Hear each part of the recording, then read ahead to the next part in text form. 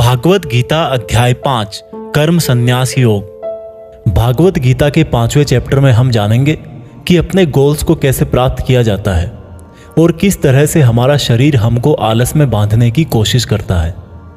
अर्जुन बोले, हे श्री कृष्ण, मैं अभी भी यह नहीं समझ पा रहा हूं कि मेरे लिए कर्म ज्यादा अच्छा है या कर्मों से संन्यास। श्री कृष्ण बोले, देखो अर्जुन, भले ही संन्यास और कर्म दो अलग अलग रास्ते हों, लेकिन दोनों की मंजिल एक ही है और वो है भगवान। जो व्यक्ति अपने मन को भटकने नहीं देता, जो कर्म करके भी यह समझता है कि कर्म उसने नहीं बल्कि परमात्मा ने किया है, और जो सभी जीव जंतुओं को उसी परमात्मा का हिस्सा मानता है, वह मनुष्य मरने के बाद परमात्मा में ही मिल जाता है। महान पुरुष अपना हर काम खुद के विचारों को साफ करने और दूसरों का कल्याण करने के लिए ही करते हैं।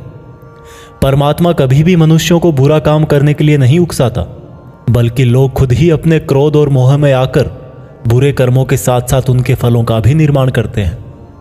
मैं तो बस उनका फल उन्हीं को वापस देता हूं। इस शरीर को चाहे कितना ही सुख दे दो, उसकी इच्छाएं तब भी पूरी नहीं होती। इसलिए अर्जुन, तेरे जैसे बुद्धिमान व्यक्ति को शरीर की इच्छाओं में मन नहीं लगाना चाहिए। इस संसार का असली योगी तो वो है जिसने अपने शरीर का नाश होने से पहले अपने क्रोध का नाश कर लिया हो, जो संपूर्ण प्राणियों का हित करता है, जिसका मन किसी भी कर्म में नहीं बंधता और जो अपने भटकते हुए मन को एक जगह केंद्रित करके परमात्मा को याद करता है, वही व्यक्ति सुखी भी है और परमेश्वर सहित सबका प्यारा भी। हे अर्जुन, ये इंद्रियां, मन, बुद्धि, इच्छा, आशा, डर और क्रोध ही तेरे दुश्मन हैं। इनका त्याग कर। दोस्तों, हमारी बॉडी यानी कि शरीर हमेशा रिलैक्स रहना चाहता है, क्योंकि बाय नेचर शरीर एक निर्जीव चीज ही है अगर उसमें आत्मा ना हो तो।